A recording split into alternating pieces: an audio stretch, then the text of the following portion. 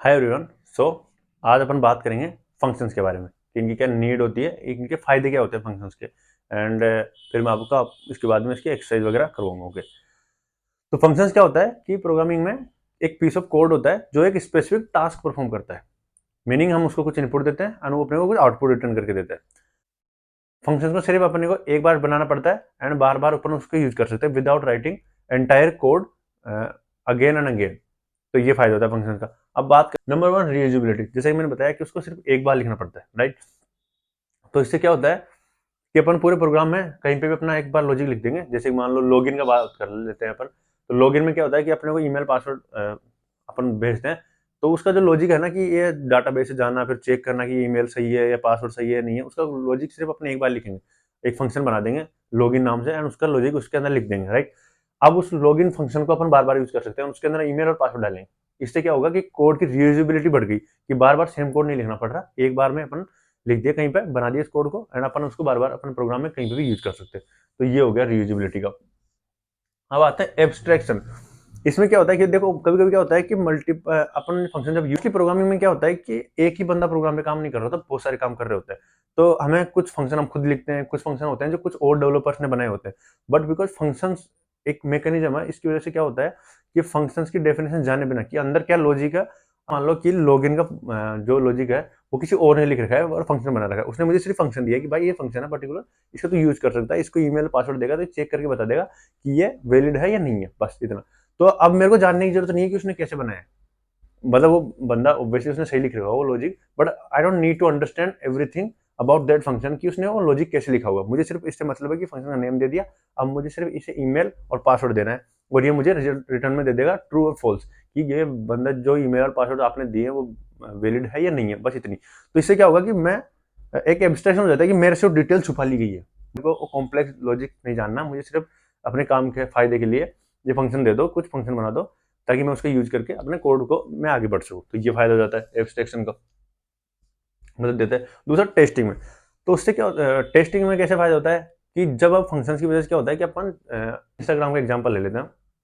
तो उसमें क्या होता है कि आप लॉग इन करते हो, रजिस्टर करते हो, आप पोस्ट को लाइक करते हो, शेयर करते हो, कमेंट करते हो, रील शेयर करते हो, ये सारी चीजें अपन करते हैं इंस्टाग्राम पे, राइट।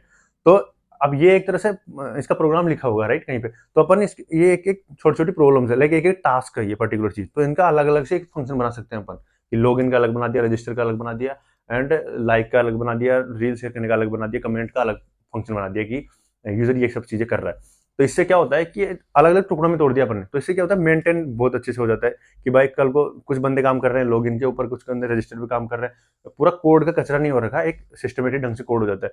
दूसरी चीज, कल को मान लो अपन को टेस्ट करना है कि यार प्रोग्राम में कुछ एरर आ रही है, तो आप ये चेक कर सकते हो कि लॉगिन में जाके चेक कर सकते हो कि इसको अगर ईमेल आई पासवर्ड दूंगा तो ये क्या रिटर्न कर रहा है। तो आपको पता लगता है कि यार ये तो सही काम कर रहा है, तो आपको पता लग गया कि ये लॉगिन का फंक्शन सही काम कर रहा है, तो इसको साइड में डाल दो, अब दूसरे पे टेस्ट करते हैं। तो टेस्टिंग में आसानी हो जाती है। आप ऐसे नहीं बैठे रहते कि यार कहाँ पे एरर आ रही होगी, वरना सारा कोड एक जगह लिख दोगे तो मॉड्यूल में तोड़ देते, तो टेस्टिंग करना आसान हो जाता है। आप डिफरेंट डिफरेंट इनपुट देख के चेक कर सकते हो। जैसे लॉगिन है उसमें ईमेल पासवर्ड दे रहे हो आप, तो मान लो ईमेल का कुछ एक पर्टिकुलर वो होता है कि @ लगता है उसके अंदर, gmail.com लगता है, या फिर कुछ एक पर्टिकुलर सिंटेक्स होना चाहिए वो, तो आप चेक कर सकते हो लॉगिन फंक्शन के अंदर, क्योंकि आपको पता है ये चीजें हैंडल लॉगिन फंक्शन ही करेगा। तो आपको और जो भी फंक्शनलिटी उससे कोई लेना देना नहीं है, राइट। तो वो टेस्टिंग में आसानी हो जाती है।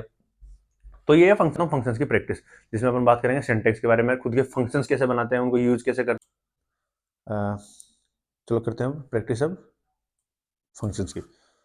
तो सबसे पहले बात करते हैं सिंटेक्स की कि फंक्शन सिंटेक्स कैसे लिखते हैं, राइट। तो इसके रूल्स है कुछ। सबसे पहले तो आपको लिखना पड़ता है डेफ कीवर्ड, DEF। फिर उसके बाद आता है फंक्शन का नाम। तो जैसे कि मुझे बनाना है, आप फंक्शन का नाम कुछ भी लिख सकते हो, मेरे को बनाना है से हेलो करके, से हेलो। फिर ये पैरेंथेसिस आएंगे इस तरह से, फिर कोलन एंड फिर एंटर कर दो, और यहाँ पे ये बॉडी। अब फंक्शन की बॉडी, अब इसमें तुम कुछ भी लिख सकते हो। जैसे मुझे यहाँ पे लिखना है कि ये फंक्शन क्या करे, प्रिंट कर दे हेलो एवरी वन।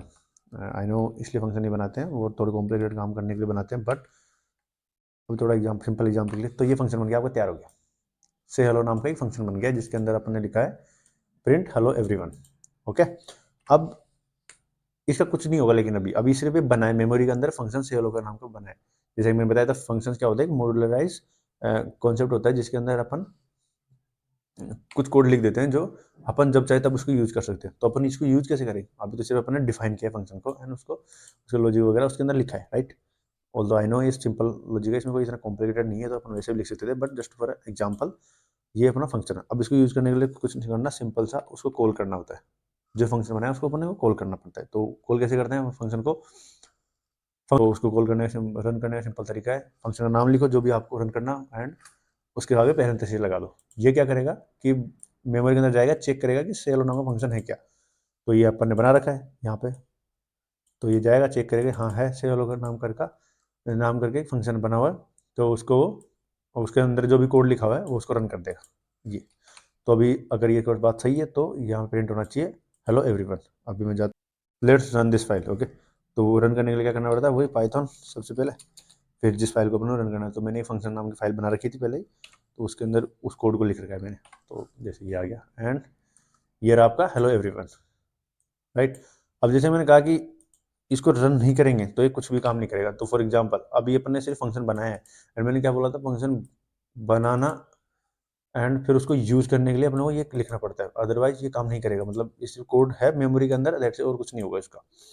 तो कंपाइलर या जो भी है इसको पढ़ेगा, देखेगा अच्छा सेल नाम का फंक्शन बना रखा है तो इसको मेमोरी में स्टोर करा देगा, फिर आगे आ जाएगा। बाकी कुछ नहीं कर रखा है, अपनी पूरी फाइल के अंदर कुछ नहीं है, तो इसको कुछ आउटपुट नहीं आना चाहिए। तो अगर मैं वापस रन करता हूँ इस फाइल को तो कुछ आउटपुट नहीं आएगा। यहाँ पे देख सकते हो आप, कुछ भी आउटपुट नहीं है। और रीजन क्या है कि अपन ने इसको कॉल ही नहीं किया, मतलब इसको यूज नहीं किया।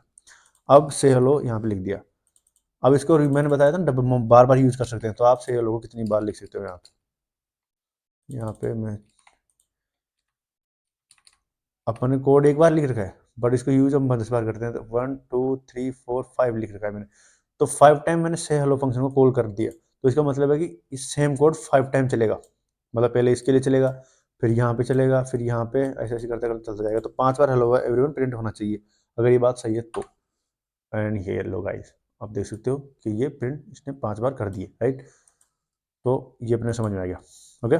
तो ये सिंपल हो गया डेफिनेशन ऑफ कि फंक्शन कैसे बनाते हैं। बात करते हैं फंक्शन में दूसरी चीज होती है पैरामीटर्स। एक चीज होती है पैरामीटर्स। ये क्या होते हैं कि फंक्शन में हम कुछ वैल्यूज पास करते हैं, मतलब जब कॉल करते हैं तब उसमें कुछ पास करते हैं। तो एक और फंक्शन बनाता हूँ मैं, जैसे कि add two number, add underscore number. जैसे मैंने बताया नाम होना चाहिए डिस्क्रिप्टिव, मीनिंग जिसको नाम को देखते समझ में आ जाना चाहिए कि कुछ इसमें, ताकि इसमें लॉजिक किस तरह का होगा। तो मैं नंबर ले रहा हूँ 2, ये फंक्शन 2 नंबर लेगा एंड उनको ऐड करके रिटर्न कर देगा, या फिर प्रिंट करा लेते हैं, प्रिंट ए प्लस बी। ये अपन ने फंक्शन बना लिया 2 नंबर का, और 2 नंबर का। तो इसमें क्या करेगा ये फंक्शन, क्या करेगा, ये 2 नंबर लेगा ए और बी। अब इस फंक्शन के अंदर 2 नंबर अपने पास जो अपने पैरामीटर्स में आए हैं, तो पैरामीटर्स इनको बोलता हूँ कि फंक्शन कुछ वैल्यू लेता है जब अपन कॉल करेंगे तब। तो ए प्लस बी, अभी इनको जोड़ दिया, और 2 नंबर को ऐड करने का लॉजिक क्या होता है, दोनों को जोड़ दो, ए प्लस बी, जो भी नंबर आएंगे वो जुड़ जाएंगे एंड उसको प्रिंट कर देते हैं। अब इसको कॉल करते हैं अपन यहाँ पे आगे ऐड नंबर।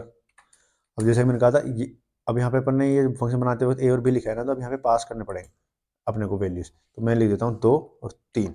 तो क्या होगा, 2 चला जाएगा ए के अंदर, 3 चला जाएगा बी के अंदर यहाँ पे। तो क्या कर रहे हैं अपन एड नंबर में, तो वैल्यूज पास कर रहे हैं। तो ए 2 रिप्रेजेंट कर रहा है ए को एंड 3 रिप्रेजेंट कर रहा है बी को। तो जब यहाँ पे जाएगा 2 + 3 कितने के 5, तो ये लॉजिक हो गया। तो इन बेस को रन करता हूँ मैं और आपको दिखाता हूँ, इसका आउटपुट आएगा 5 एंड ये आ गया 5, राइट। कैसे आया, 2 और 3 यहाँ गया, एड नंबर उसमें ले रहा है वो फंक्शन की। जब इसको बनाया था तभी अपन ने इसको बनाया इस तरह से था कि ये फंक्शन 2 नंबर लेगा, राइट। तो यहाँ पर ज़्यादा ले सकते, कुछ भी आप दे सकते हो इसके अंदर आर्ग्यूमेंट, मतलब पास कर सकते हो आप ए बी सी जो भी आपकी इच्छा हो, तो आपको फिर यहाँ पे पास करने पड़ेंगे। ये तो हो गया नॉर्मल फंक्शन। अब आते हैं इस पर कि डिफ़ॉल्ट वैल्यूज भी। तो अब मैं बताता हूँ आपको डिफ़ॉल्ट वैल्यूज के लिए। उसमें क्या होता है सीन कि मान लो कभी कभी अपन यहाँ पे आप वैल्यू पास नहीं करी, मान लो यहाँ पे अपने सिर्फ 3 ही पास की, तो आप यहाँ पे कर सकते हो कि डिफ़ॉल्ट वैल्यूज पास कर सकते हो ऐसे, यहाँ पे चाहो तो आप। अब ये डिफ़ॉल्ट वैल्यूज का क्या सीन रहता है कि मान लो यहाँ पे आपने कुछ पास किया या नहीं किया, तो आपने कुछ भी पास नहीं किया तो ये यहाँ से ले लेगा, इनको 0 0 ले लेगा यहाँ पे।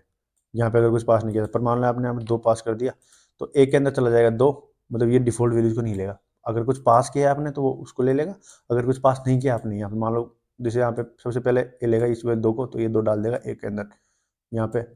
फिर 3 की कुछ वैल्यू पास नहीं करी आपने बी की, तो बी की वैल्यू डिफॉल्ट वैल्यू यहाँ पे आपने कुछ पास नहीं करी यहाँ पे सेकंड नंबर पे, तो ये 0 को उठा लेगा यहाँ पे। ओके, अब रन करते हैं इसको, सीरियस कर देता हूँ पहले एंड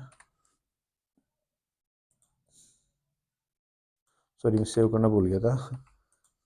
एंड अभी इसको रन करता हूँ, तो ये 2 आ गया आपके पास, क्योंकि हुआ क्या, ए के अंदर तो 2 आ गया बट बी की वैल्यू 0 रही, क्योंकि बी की वैल्यू अपने पास नहीं करी यहाँ पे भाई, ए की वैल्यू पास करी, तो बाय डिफॉल्ट वो स्टार मतलब लेफ्ट टू राइट पड़ता है, मतलब सबसे पहले इस वैल्यू को पहले वेरिएबल में डालेगा, फिर उसके बाद जो वैल्यू दूसरे वैल्यू में डालेगा, इस तरह काम करता है। ओके, तो ये होगी पैरामीटर्स एंड डिफॉल्ट वैल्यूज के बारे में बात।